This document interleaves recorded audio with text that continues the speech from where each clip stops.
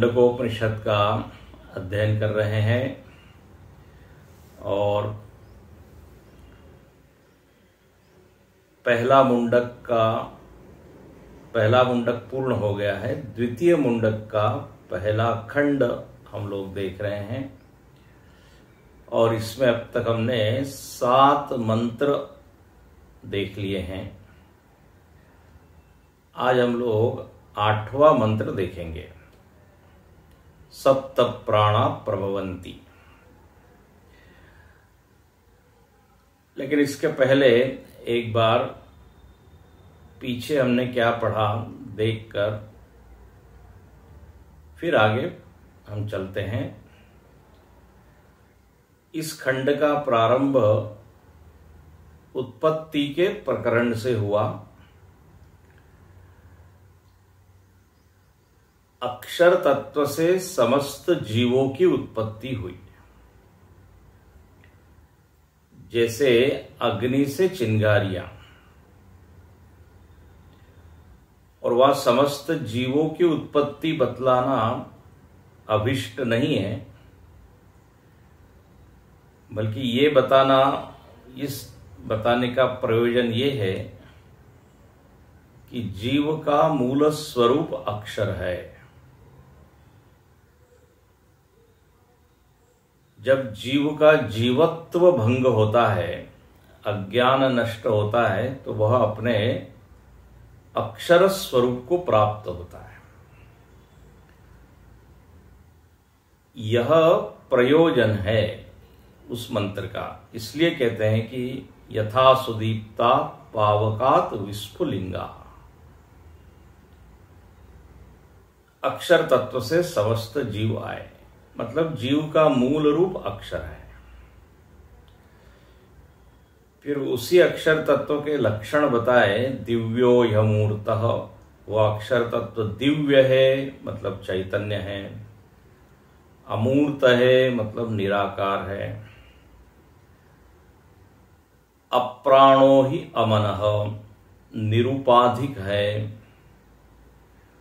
अक्षरात् परतः परः, प्रकृति से भी परे है। तो ऐसे इस अक्षर तत्व से समस्त ब्रह्मांड उत्पन्न हुआ। विराट पुरुष की उत्पत्ति हुई। इसी दिव्यात, अक्षरात, चैतन्यात, चिन्मयात। इसलिए बार बार श्रुति कहती है तस्मात्, एतस्मात्, पुरुषात्। श्रुति हमको भूलने नहीं देती कि ये जो दृश्य प्रपंच जितना है वह चैतन्य से आया है। सर्व का कारण चैतन्य है और वह चैतन्य ही सर्वरूप है। श्रुति पुनः पुनः यह हमको स्मरण कराती है। तो बार बार लिख रही तस्मात्। फिर उसी पुरुष से कर्म आए, कर्म के अंग आए, कर्म के साधन आए। सृष्टि का एक महत्वपूर्ण घटक है और वो है कर्म। श्रुति उसका विस्तार से उल्लेख करती है कि उस परमात्मा से कर्मांग आए।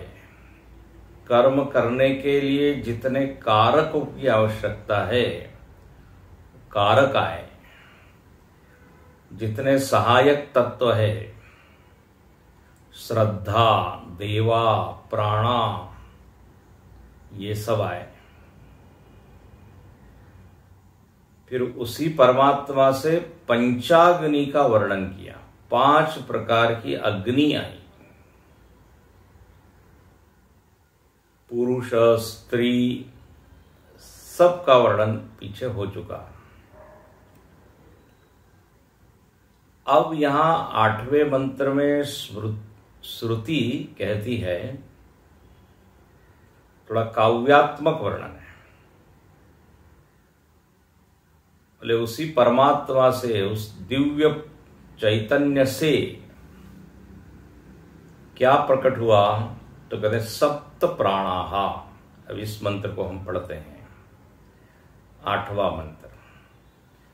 सप्त प्राणा प्रभवन्ति तस्मात् सप्तार्चिषः समिधः सप्त होमा सप्त इमे लोका येषु चरन्ति प्राणाः गुहाशया निहिता सप्त सप्त सप्त प्राणा प्रभवन्ति तस्मात् सप्तार्चिषः समिधः सप्त होमाः सप्त इमे लोका येषु चरन्ति प्राणाः गुहाशया निहिता सप्त सप्त। पृष्ठ क्रमांक 47 पर है, 8वां मंत्र। कहते तस्मात्, तस्मात् अक्षरात्, तस्मात् पुरुषात्, तस्मात् चिन्मयात्, उसी चैतन्य से 7 प्राण आए, सप्त प्राणा प्रभवन्ति। बोले प्राण तो हमने सुने हैं 5 होते हैं, यहाँ 7 प्राण कौन से आ गए हैं? पंच प्राण तो प्रसिद्ध है। तो ध्यान रखना, यहां पर प्राण शब्द का अर्थ प्राण नहीं है। यहां प्राण शब्द इंद्रियों के अर्थ में आया है। इंद्रियां है यहां अर्थ प्राण का। अच्छा, बोले 7 इंद्रियां, तो बोले नहीं, अपने मस्तक में, मुख में 7 छिद्र है,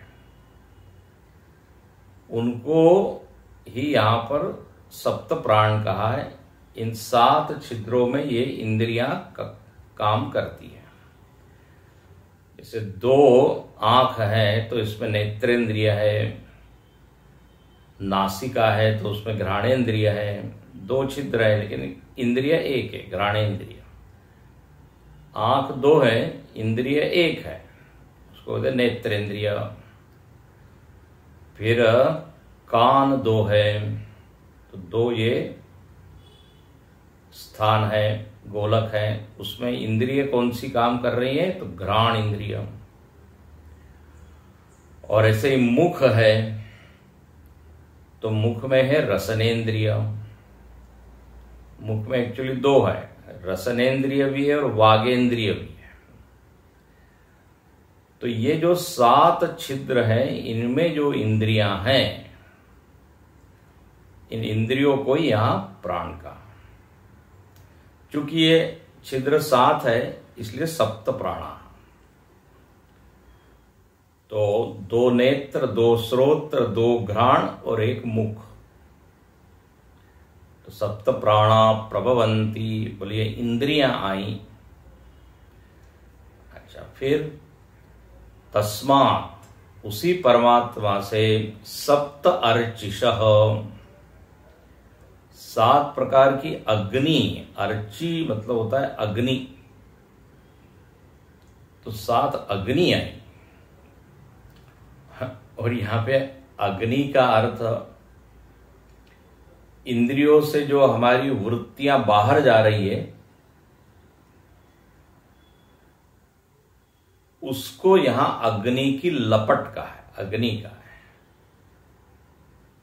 नेत्र से ज्ञान वृत्ति निकल के रूप तक जाती है, तो बोले ये एक अग्नि है। कर्ण से एक वृत्ति निकल रही है जो शब्द को ग्रहण कर रही है, ये दूसरी अग्नि है। तो ये जो ज्ञान ग्रहण करने के लिए इंद्रियां चल पड़ती है, उसी को यहां अग्नि कहा है। अभी हम भाष्य में देखेंगे। ज्ञान वृत्तियां,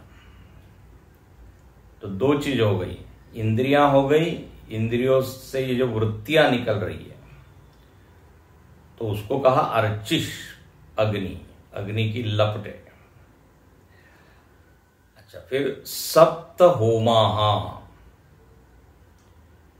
फिर क्या हो रहा है? समिध, समिध, उसके बाद समिध है, फिर सप्त होमा है। अब जब अग्नियां निकल रही है, ये ज्ञान वृत्तियां निकल रही है, तो उसमें समिधा पड़ रही है।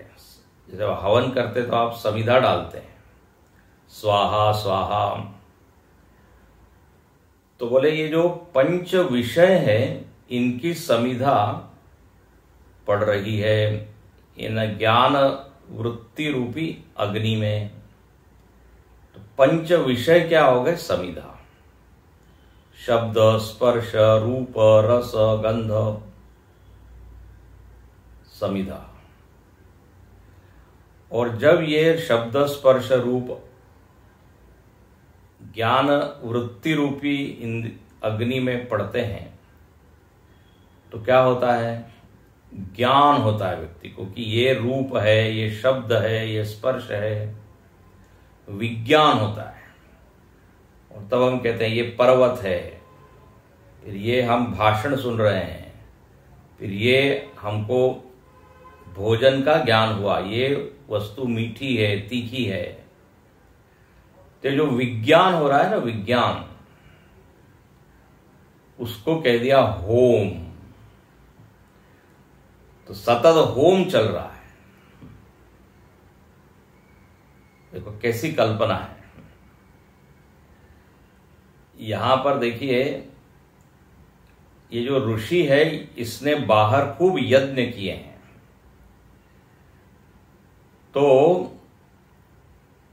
यज्ञ की कल्पना कर रहा है,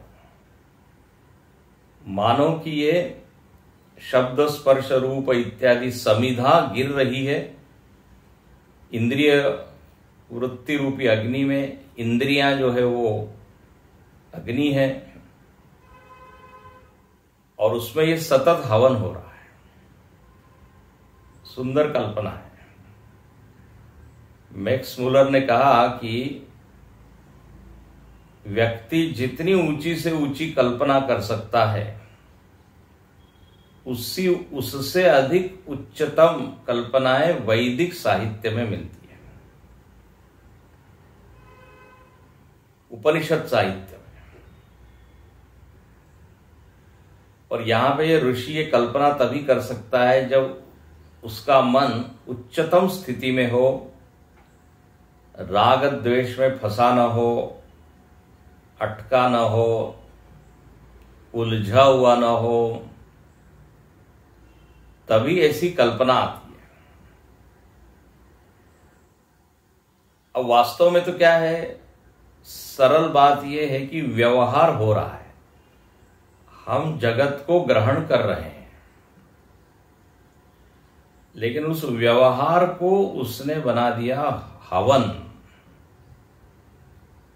ऋषि ने कल्पना की कि देखो ये 7 जो गोलक हैं, आगे लिखते हैं सप्त इमे लोका, ये जो इंद्रिया रूपी अग्नि जल रही है, तो यज्ञ कुंड क्या है? तो बोले ये गोलक जो हमको स्थूल शरीर में दिख रहे हैं, नेत्र, 1-2 कान, नाक, ये गोलक है। ये मानो कि यज्ञ कुंड है, इसमें इंद्रियां अग्नि है और वो लपटें निकल रही है, वृत्तियां जा रही है, उसमें शब्द, स्पर्श सब आहुति के रूप में है। और ये जो विज्ञान हो रहा है, बोले यही होम है। तो अब सीधी बात यह है कि हमको इंद्रियों के द्वारा शब्द, स्पर्श, रूप, रस, गंध का ज्ञान हो रहा है, ये व्यवहार है। लेकिन उसको यहां पर एक बहुत ही सुंदर यज्ञ का रूपक दे दिया। जब आप ये कहें कि शब्द, स्पर्श का ग्रहण हो रहा है, तो ये हो गया व्यवहार।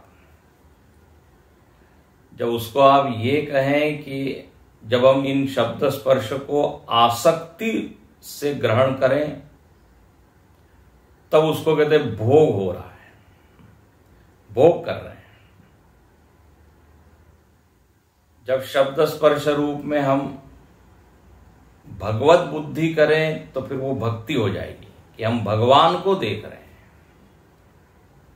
देखिए, घटना एक ही है, लेकिन उस घटना की व्याख्या अलग अलग ढंग से हो रही है। जब उसमें बड़ा आसक्ति, राग इन्वॉल्व होके हम इन सबको ग्रहण करते हैं तो वी एंजॉय, कहते भोग हो रहा है। अनासक्ति पूर्वक हो रहा है तो बोले व्यवहार है। और यदि ऋषि अपनी दृष्टि से इसको देख रहा है तो बोले हवन हो रहा है। भक्त कहेगा कि हम तो क्या है, सीय राममय सब जग जाने, हम तो सब दूर भगवान को ही देख रहे हैं, भगवान को ही ग्रहण कर रहे हैं, उसको शब्द स्पर्श नहीं दिखाई देगा। तो हमारी चित्त भूमि क्या है, उसके अनुसार घटना की व्याख्या होती है। तो कहते हैं 7 ये मानो कि यज्ञ कुंड है, 7 इमे लोका, इसको लोक कहा है। लोक मतलब जहां पे व्यक्ति रहता है, तो जहां ये अग्नि रहती है, तो ये 7 गोलकों को लोक कहा। 7 इमे लोका येषु चरन्ति प्राणाः, इन गोलकों में ये इंद्रियां जो है विचरण करती है, रहती है। नेत्रेंद्रिय पैर में नहीं रहती या हाथ में नहीं रहती, एक विशिष्ट उसका स्थान है, गोलक है, वहीं पे रहेगी। नेत्रेंद्रिय से मिलना है तो आपको अपने हाथ को यहां तक ले जाना पड़ेगा। श्रोत्रेंद्रिय से मिलना है तो यही मिलेगी। तो येषु चरन्ति प्राणा, ये जो प्राण है, जो इंद्रियां हैं, ये इन गोलकों में रहती है, ये इसका स्थान है। और गुहाशया, इन इंद्रियों को ही बोल दिया गुहाशया, गुहा में रहती है। ये गोलकों को आगे हम देखेंगे। गुहाशया मतलब भाष्यकार बड़ा अच्छा लिखते हैं, गुहा का अर्थ होता है ये हृदय। रात में तो इन गोलकों में ये रहती है, सॉरी दिन में, और रात में ये सारी इंद्रियां हृदय में जाके सो जाती है। बड़ा सुंदर वर्णन। तो गुहा मतलब हृदय गुहा। दिन में ये स्थूल शरीर में आ जाती है, अपने अपने गोलकों में आके अपना काम शुरू करती है, विषयों को लेती है। रात में हृदय में जाके सो जाती है, मन से एक रूप होकर सो जाती है। इसलिए रात्रि काल में हम न कुछ सुनते, न देखते, न खाते हैं, तो नाम दिया गुहाशया। निहिता, निहिता मतलब स्थिता। सप्त सप्त, इस तरह ये हर प्राणी में ये 7 स्थान है और उसमें ये इंद्रियां रहती है। तो ऐसा यहां ये वर्णन है। और मुख्य बात यह है कि ये सब का सब इंद्रियां, इंद्रियों के गोलक, ये समिधा मतलब विषय, ये सब आए किसी से, तस्मात्, ये मत भूलिए। सारा व्यवहार करते हुए पुनः पुनः ये याद रखना है कि सारा व्यवहार उसी से चल रहा है, उसी में चल रहा है। इसलिए हर मंत्र में ये तस्मात् शब्द जरूर है। तस्मात्, पुरुषात्। अब देखिए भाष्यकार इसका बड़ा सुंदर वर्णन करते हैं पूरे इस मंत्र का। कहते हैं किंच, इतनी चीजें आई जो पीछे बताई, अब और क्या बताएं? तो बोले किंच सप्त प्राणा प्रभवंती, तो इस पे लिखते हैं सप्त, तो सप्त के ऊपर भाष्य लिखते हैं शीर्षाण्या प्राणाहा। शीर्षाण्या, शीर्ष मतलब ये ऊपरी भाग। तो यहां टिप्पणीकार लिखते हैं नीचे शीर्षाण्या इति घ्राण अक्षि श्रवण द्वय वाक च, जो हमने भी बताया, नेत्रेंद्रिय, घ्राणेन्द्रिय, रसनेन्द्रिय, ये सब, ये इसी में सब स्थित है। तो बोले ये उसको प्राण का, तो शीर्षाण्या प्राणाहा तस्मादेव, तस्मात् शब्द आता है श्रुति में, तो भाष्यकार लिखते हैं तस्मादेव पुरुषात् प्रभवंती, उसी अक्षर पुरुष से आया है। अच्छा, तो ये पहली चीज है। अब आप दूसरी पढ़िए। तेषां च सप्तार्चिषः। अब बोले इसमें 7 अग्नि है। अब इंद्रियों को यहां क्या कहा? अग्नि। ये जो इंद्रियों में जो ज्ञान वृत्तियां जो बाहर जा रही हैं और विषय को ग्रहण कर रही है, तो सप्तार्चिषः दीप्तयः। देखो क्या सुंदर लिखते हैं, अर्चिष शब्द श्रुति का है, उसको लिखते हैं दीप्तयः स्व-विषय अवद्योतनानि। अपने अपने विषय का जो प्रकाशन कर रही है ना इंद्रियां, उसको कहते हैं अर्ची। ये दूसरी चीज हुई। पहली हुई इंद्रियां, फिर इंद्रियों में जो ज्ञान वृत्ति है, ये सब सूक्ष्म है, ये आपको दिखती नहीं है, लेकिन जब आप आंख खोलते हैं तो मानो की एक वृत्ति जाती है और पेड़ तक जा रही है, पर्वत तक जा रही है और एकदम प्रकाशन हो रहा है। तो उसी को अर्ची कहा। जैसे अग्नि जैसे जलती है तो आसपास के वातावरण में प्रकाश हो जाता है, तो इसलिए स्व विषय अवद्योतनानि, ये हो गई अर्ची, ये दूसरी बात हो गई। अच्छा, तीसरा घटक क्या है? तथा समिधः। तो समिधः पर क्या लिखते हैं? समिधः सप्त विषयाः। सप्त विषया मतलब पंच विषयाः। ये शब्द स्पर्श रूप रस गंध, ये पांचों मानो कि हवन हो रहा है, समिधा डाल रही है। और भगवान कृष्ण ने भगवत गीता में यहीं से उठा लिया। शब्दादि, श्रोत्रियाग्निषु जुह्वते, शब्दादि अन्य विषया श्रोत्राग्निषु जुह्वति। आप देखिए चौथे अध्याय में वहां बिल्कुल यही है कि श्रोत्र रूपी, श्रोत्र नेत्र इत्यादि अग्नि में शब्दादि का हवन हो रहा है। तो यहां भी वही लिखते हैं।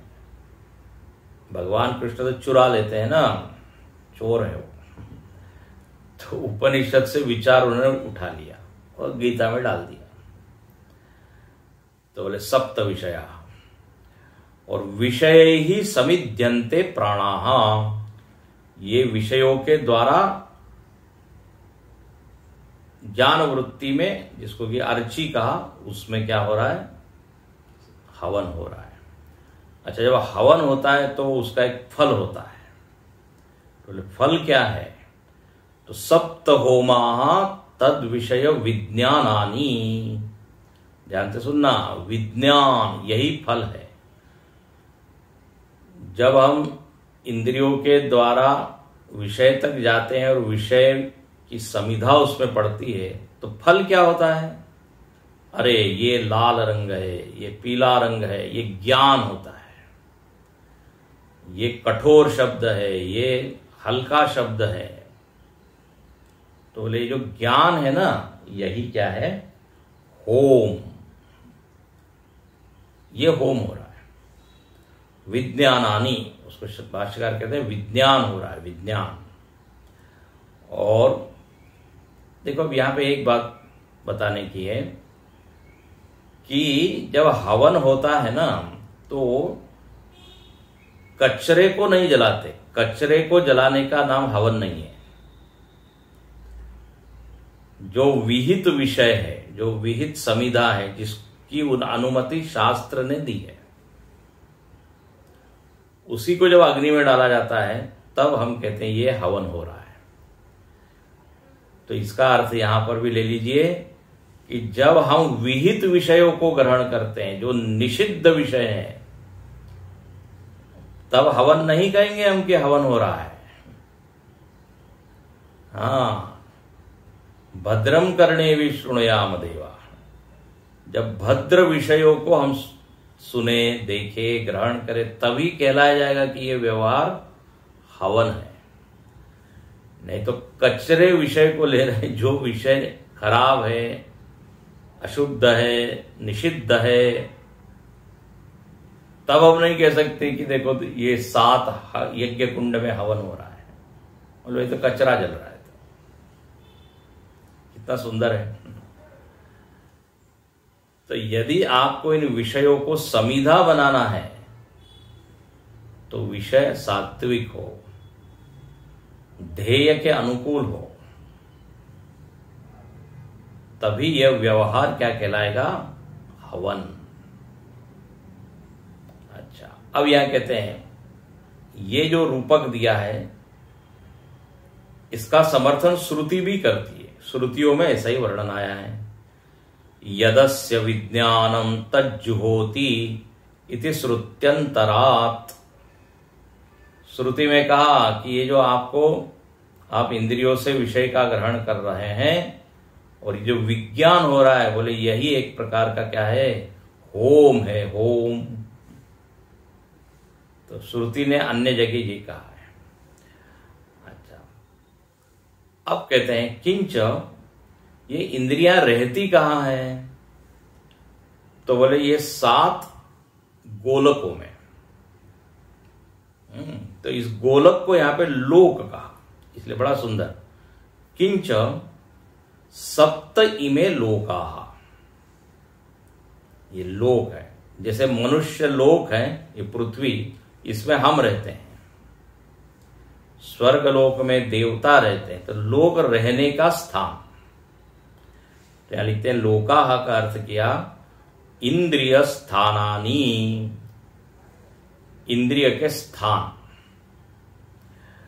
रामायण में गोस्वामी जी ने इसी को लिखा, इंद्रिय द्वार झरोका नाना, तहता बैठी सुर करी थाना। इस जो थाना है ना, थाना ही वो क्या स्थान है, स्थान का ही वहां हो गया थान। तो बोले 7, जैसे थाने में कौन पुलिस बैठते हैं, ऐसे ही ये स्थान में इंद्रियां बैठती है। तो उसको लोक कहा है, और वेदांत में उसको गोलक कहते हैं, सीट, उसको सीट कहते हैं। तो इंद्रिय स्थानानि येषु चरंती संचरंती प्राणा, इन गोलकों में ये इंद्रियां विचरण करती है, आती है जाती है, आती है जाती है। प्रवचन सुनते रहते हैं, कभी क्या कहते हैं, श्रोत्रेंद्रिय गोलक में आ जाती है, कभी चली जाती है। तो जब चली जाती है तो वो विचार हम ग्रहण ही नहीं करते हैं, ये होते रहता है ना, संचरंती। नेत्रेंद्रिय में आंख खुली है, गोलक है, लेकिन इंद्रिय एब्सेंट है। तो आंख खुली है फिर भी हमको ज्ञान हुआ ही नहीं, चली गई नेत्रेंद्रिय कहीं और। तो ये विचरण करती है इन गोलकों में, आती जाती रहती है। तो इसलिए यहां श्रुति ने क्या लिखा, इमे लोका येषु चरंती, इन लोकों में ये प्राण मतलब ये इंद्रियां चरंती। अच्छा, अब यहां भाष्यकार जी कितने सावधान हैं। कहते हैं यहां पर ये प्राण चलते आते जाते रहते हैं। ये जो लिखा है, ये विशेषण प्राण का दिया है चरंती, ये इसलिए दिया है ताकि लोग प्रसिद्ध प्राण को न मान ले। यहां प्राण अपान व्यान वो नहीं है, वो न माने, इसलिए श्रुति ने यहां चरंती ये शब्द देके ये बताया है कि यहां पर प्राण शब्द का अर्थ इंद्रियां है। इसलिए लिखते हैं प्राणा येषु चरंती इति प्राणानाम विशेषणम, ये प्राण चलते हैं, ये जो प्राण का विशेषण दिया है, इदम यह प्राण अपान आदि निवृत्त्यर्थ, प्राण अपान की निवृत्ति के लिए, मतलब वो अर्थ यहां न ले ले कोई। यहां पर जो प्राण का वर्णन किया है वो क्या है कि 7 लोकों में प्राण आ रहे हैं, जा रहे हैं, विचरंती, तो इंद्रियों के अर्थ में है, ये समझ लेना चाहिए। तो सप्तमे लोका येषु चरन्ति प्राणा। अच्छा, अब लिखते हैं गुहाशया निहिता। अब ये जो इंद्रियां हैं इसका नाम दिया गुहाशय। अब इसके ऊपर व्याख्या करते हैं। गुहायाम मतलब शरीरे हृदये, ये वा स्वाप काले, स्वाप काले मतलब सुषुप्ति काल में ये जो इंद्रियां हैं, ये इंद्रियां कहां रहती है, कहां सोती है, तो बोले हृदय में, हृदये। जागृत अवस्था में इस गोलकों में, और शेरते, गुहा, शेरते मतलब सोती है। चूंकि ये रात्रि में इंद्रियां सारी सो जाती है हृदय में, इसलिए इन इंद्रियों का नाम दिया गुहाशय। इंद्रिय रूपी गुहा में क्या हो गई, ये सो गई। तो देखो कितना सुंदर है। ये मानो कि 7 यज्ञ कुंड है, ये सब बुझ गए रात्रि में। ये ऋषि लोग हैं, सुबह उठते हैं, फिर जो है वो अग्नि प्रज्वलित करते हैं और फिर हवन शुरू होता है। तो हम रोज ये करते हैं, रात्रि में वो हवन बंद हो जाता है। तो शेरते इति गुहाशया, देखो ये ऋषि ही ये कल्पना कर सकता है। तो हम लोग क्या कहते हैं, रात में क्या करते हैं, सो जाते हैं। लेकिन यहां लिखा कि इंद्रिय रूपी जो अग्नियां हैं वो शांत हो जाती है हृदय में।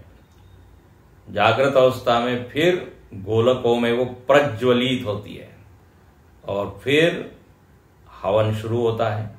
शब्द, शब्द रूपी समिदाई, स्पर्श रूप समिदाई, और फिर हम कहते हैं हम क्या कर रहे हैं, हवन कर रहे हैं। इस यहां की भाषा, सामान्य भाषा में क्या, हम जान रहे हैं, व्यवहार कर रहे हैं। नाउ आई एम अवेक, मैं अब जाग गया हूं, तो मैं जान रहा हूं। आप ये बोल रहे हैं, आप हाँ, ये रूप है, ये मैं देख रहा हूं, मैं खा रहा हूं। तो ये सामान्य दृष्टि हुई, लेकिन यहां पर का हवन होता है। अच्छा, तो गुहाशया निहिता सप्त सप्त, निहिता का अर्थ क्या, स्थापिता। ये सारी इंद्रियां अपने अपने गोलकों में क्या है, स्थापित की गई है। और ऐसा एक भी व्यक्ति नहीं, एक भी प्राणी नहीं उसमें नहीं है, इसलिए लिखते हैं सप्त सप्त। सप्त सप्त 2 बार कहा। ये 2 बार क्यों कहा, प्रति प्राणी भेदम, हर प्राणी में ये 7 यज्ञ वेदियां हैं और ये हवन हो रहा है, इसलिए यहां पर सप्त सप्त 2 बार इस शब्द का प्रयोग किया। अच्छा, अब ये जो देखिए मजेदार बात, ये हवन हो रहा है, इस हवन में न घी है, न तेल है, न कोई यज्ञ कुंड दिख रहा है। ये तो व्यवहार को ही बोल दिया ना, यज्ञ। तो यहां न तो कोई समिधा जैसी कोई चीज दिख रही है। तो यहां का इस यज्ञ का नाम क्या दे। बाहर जो यज्ञ होता है तो उसको तो गायत्री यज्ञ हो रहा है, शतचंडी यज्ञ हो रहा है, अलग अलग तरह के पर्जन्य यज्ञ हो रहा है। तो यहां पर ये जो हम लोग यज्ञ सतत कर रहे हैं, इसका नाम क्या, तो यहां इसका नाम दिया आत्मयज्ञ।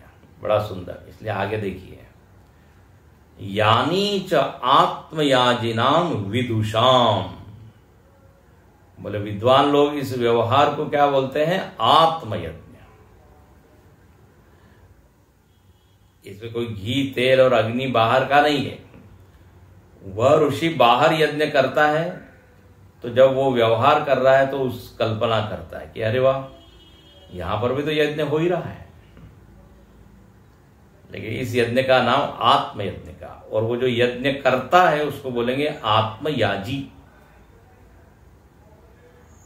ऐसा उपासक है ये, है ना, ये एक तरह से उपासना कर रहा है। तो विदुषाम, उसको विद्वान कहा है। विद्वान मतलब आप पीछे आया था उपासक।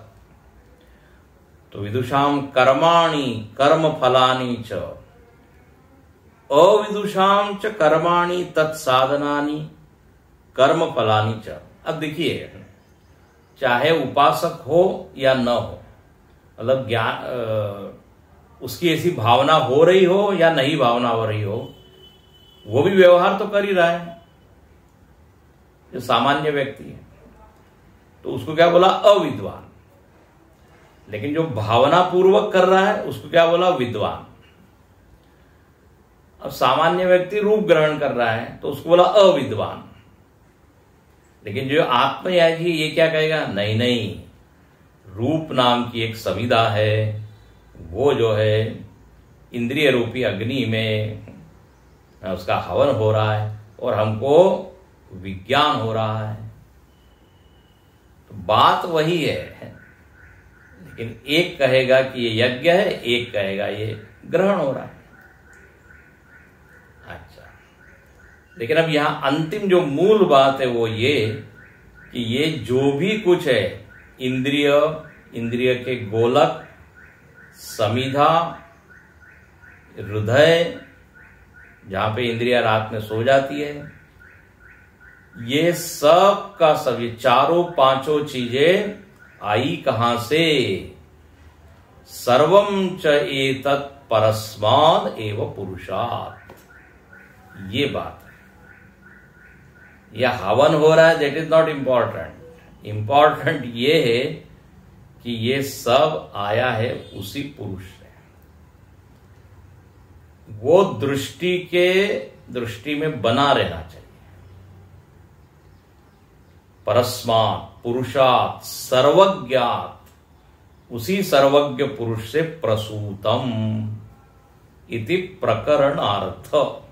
इस पूरे प्रकरण का अर्थ यही है कि उस सर्वज्ञ अक्षर पुरुष से इंद्रियों के गोलक, इंद्रियों में हो रहा है जो ज्ञान, सब का सब उसी से आया।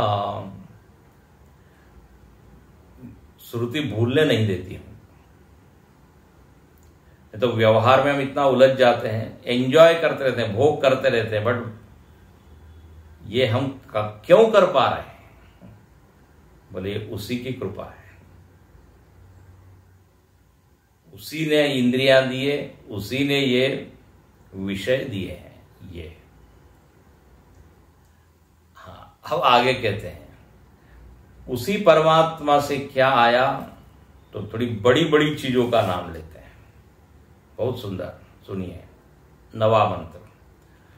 अतः समुद्रा गिरयश्च सर्वे अस्मात् स्यन्द्यन्ते सिन्धवः सर्वरूपा अतश्च सर्वा ओषधयो रसश्च येनैष भूतैस्तिष्ठते यन्तरात्मा अतः समुद्रा गिरयश्च सर्वे अस्मात् स्यन्द्यन्ते सिन्धवः सर्वरूपा अतश्च सर्वा ओषधयो रसश्च येनैष भूतैस्तिष्ठते यन्तरात्मा।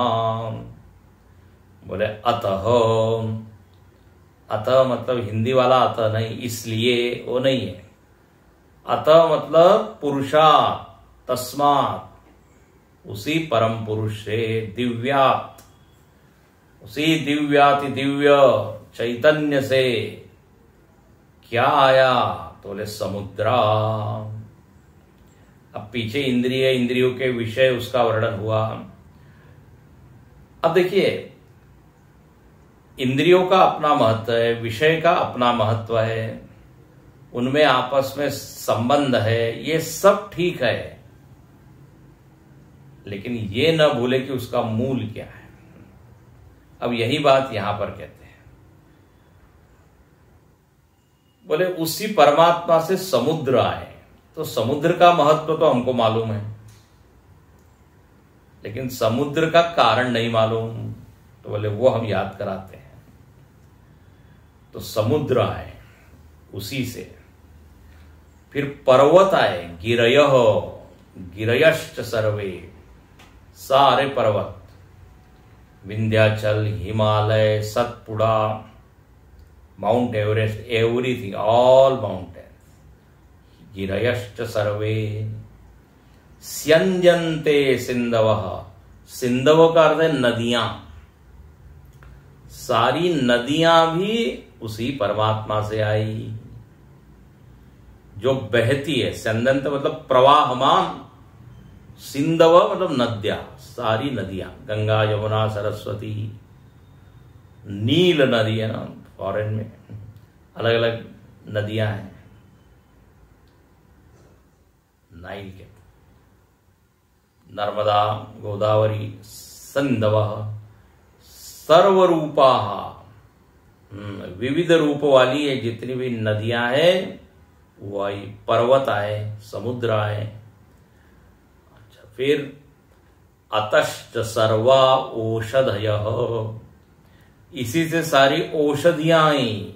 औषधियां मतलब मेडिसिन नहीं, औषधया मतलब सभी वनस्पति, अन्न, फसल, धान्य सब, गेहूं, जौ, चावल इत्यादि, व्रीहि, जौ इत्यादि औषधया। फिर रसश्च, सब तरह के रस आए, रस, तिक्त, फिर मधुर, अम्ल, कटु, 6 प्रकार के रस बताए, षडरस, तीखा, मीठा, नमकीन, कड़वा, कसेला, खट्टा, ये 6 रस होते हैं। और माताजी लोग फिर इसी को मिला के अलग अलग तरह के पदार्थ बनाती हैं, तीखा मीठा, खट्टा मीठा। उनकी लेबोरेटरी होती है, उनकी लेबोरेटरी मतलब कीचा, तो वहां नए नए रेसिपीज से क्या है, अलग अलग रसों की और उत्पत्ति होती है। मूल में तो 6 रस है, उनको मिला मिला के तो रसश्च, ये सब आए। और फिर ये न एष भूतै तिष्ठते अंतरात्मा, बोले उसके बाद एक और चीज है, उसका नाम है अंतरात्मा। इसका अर्थ हम देखेंगे कल। अंतरात्मा मतलब सूक्ष्म शरीर, अंतःकरण, वो भी इसी से आया। अंतरात्मा, सूक्ष्म शरीर को अंतरात्मा का है क्योंकि अंदर रह रहा है। और भाष्यकार उसका बड़ा अच्छा अर्थ करते हैं, जो बीच में है, बाहर स्थूल शरीर है और बिल्कुल अंतरंग में आत्मा है, और इसके बीच में क्या है, तो बोले बीच में सूक्ष्म शरीर है। तो स्थूल शरीर, सूक्ष्म शरीर और फिर आत्मा। तो सूक्ष्म शरीर मिडिल में है, इसलिए उसको लिखते हैं अंतरात्मा। तो बोले ये भी आया उसी से। तो इस तरह यहां पे ऋषि को मजा आ रहा है बताने में, क्या क्या आया, तो मानो कि वो ध्यान कर रहा है और देख रहा है उसी परमात्मा से। देखो क्या क्या, पूरा ब्रह्मांड आया, ब्रह्मांड में जितने घटक है उसका एक एक का नाम लेकर बता रहा है। अब वो ऋषि कहता है देखो उस पुरुष से समुद्र है। भाष्यकार क्या लिखते हैं, अतः, अतः मतलब पुरुषात्, उसी पुरुष से क्या है, समुद्राः। समुद्र के ऊपर क्या व्याख्या लिखी, सर्वे क्षाराध्या। भाष्य देखिए, क्षार, क्षार मतलब नमक, नमक के समुद्र है। अब हम लोग जो देखते हैं वो सारे समुद्र किसके, नमक के हैं। सारा नमक वो समुद्र के पानी को जमा करके फिर उसी से बनता है। लेकिन याद रखना वेदों में कहा है केवल नमक का ही समुद्र नहीं है, 7 प्रकार के समुद्र है। क्षीराद्याहा, वही कौन से 7? तो टिप्पणीकार लिखते हैं क्षीराद्या के ऊपर टिप्पणी देखिए, पहला नंबर टिप्पणी बिल्कुल नीचे है। क्षीर उदक, इक्षुरस उदक, घृत उदक, दधि उदक, शुद्ध उदक, सुरा उदक इति 7 सागरा। अरे 7 सागर हैं, ये तो हम, ये नई बात आप बता रहे हैं। सुनिए कौन कौन से 7 सागर। तो बोले नमक का सागर क्षीर उदक, इक्षुरस, इक्षुरस मतलब गन्ने का जो रस है उसका भी एक सागर है, ओ मीठा मीठा मीठा होगा वो। तीसरा बताते हैं घृत उदक, घी का एक सागर है। अरे वाह, घृत उदक। फिर दधि उदक, दही का सागर।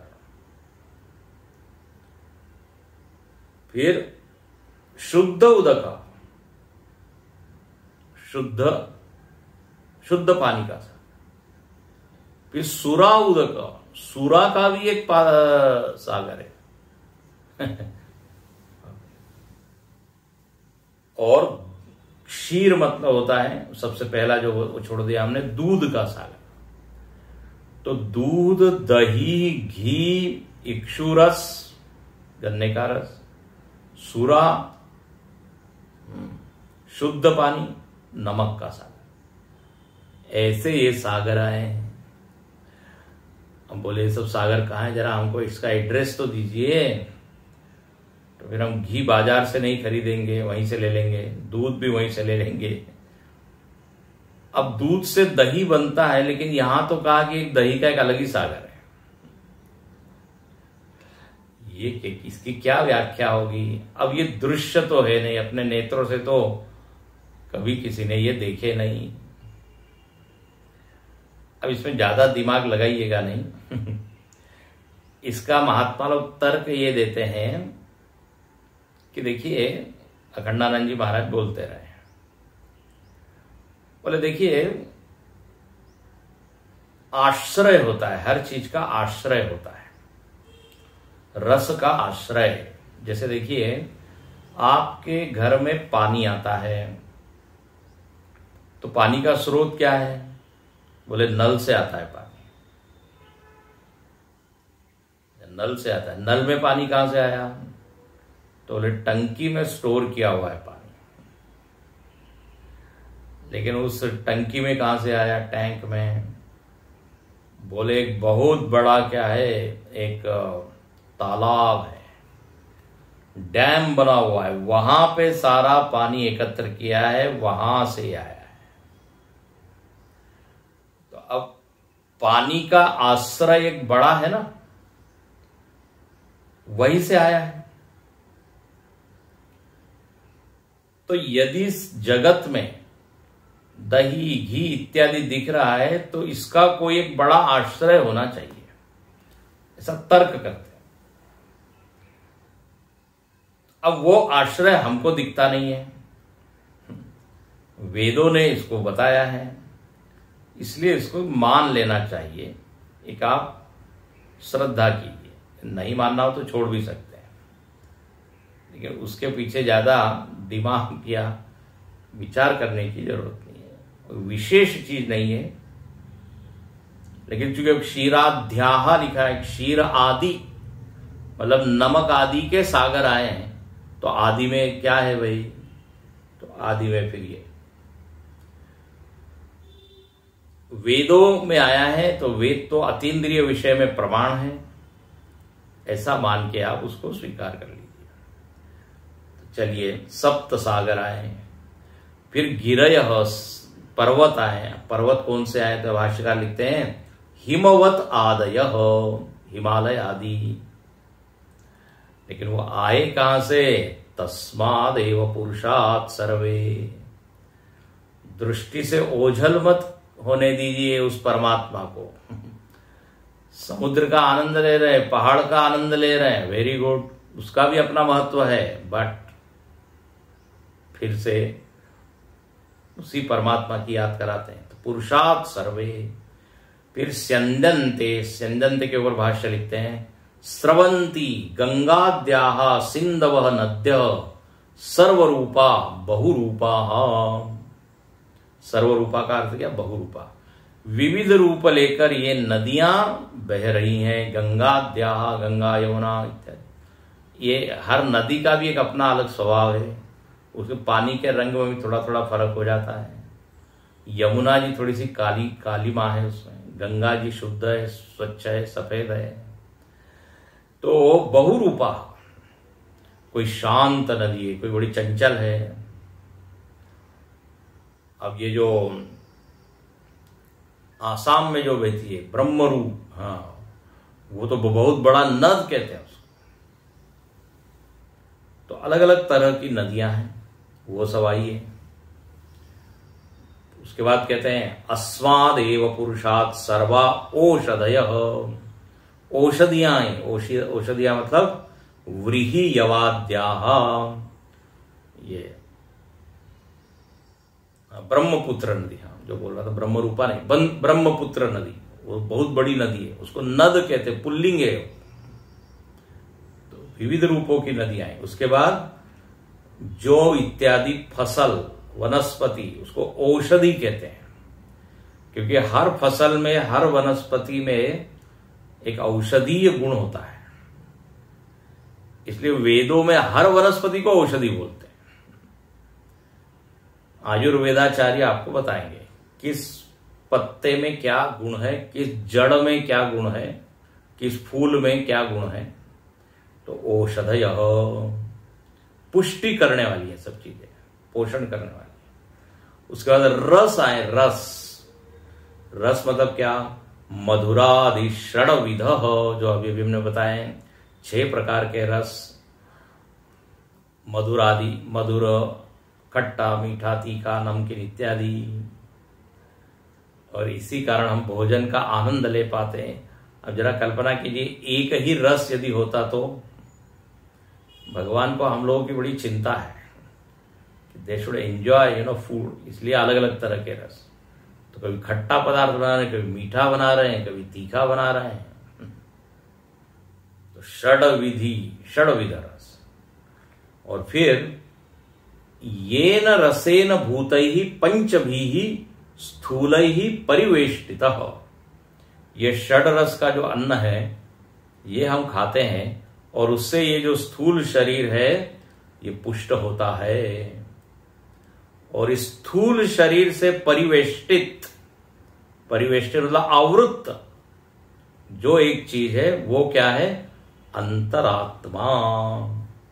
आया ना ऊपर, भूतैः तिष्ठते अंतरात्मा येन एष, इन षड रस के द्वारा ये स्थूल शरीर पुष्ट होता है, उससे एक आवरण बना हुआ है और उसके अंतरंग बैठा हुआ है सूक्ष्म शरीर। इसलिए देखिए क्या लिखते हैं, परिवेष्टित तिष्ठते, तिष्ठते के ऊपर लिखा तिष्ठति, कह तिष्ठन्ति, कौन बैठता है? अंतरात्मा। अंतरात्मा मतलब लिंगम सूक्ष्म शरीरम। हाँ, ये जो सूक्ष्म शरीर है, अंतःकरण या मन, ये मनीराम बीच में बैठे हैं। बाहर शरीर है और उसके अंतरंग आत्मा है, तो मध्यवर्ती है। इसलिए यहां कहते भाष्यकार, तद ही अंतराले शरीरस्य आत्मनश्च, शरीर और आत्मा के बीच में ये वर्तन करता है सूक्ष्म शरीर, इसलिए उसका नाम लिखा अंतरात्मा। इस तरह यहां पे श्रुति क्या क्या चीजें आई इस जगत में उसका वर्णन किया, लेकिन बार बार क्या बताती है? पुरुषार्थ। और अब अगले मंत्र में तो बोल ही दिया, बोले जो कुछ भी है यहाँ पे, बार बार हम कह रहे हैं पुरुष से आया, पुरुष से आया, मतलब लगता है ऐसा है कि पुरुष अलग रह गया और ये जगत अलग रह गया। बोले नहीं, पुरुष एव इदं विश्वम, जो कुछ भी है वो सब वास्तव में पुरुष ही है। बस अब ये बहुत ही अच्छी बात अगले मंत्र में श्रुति कहती है, वो हम कल देखेंगे।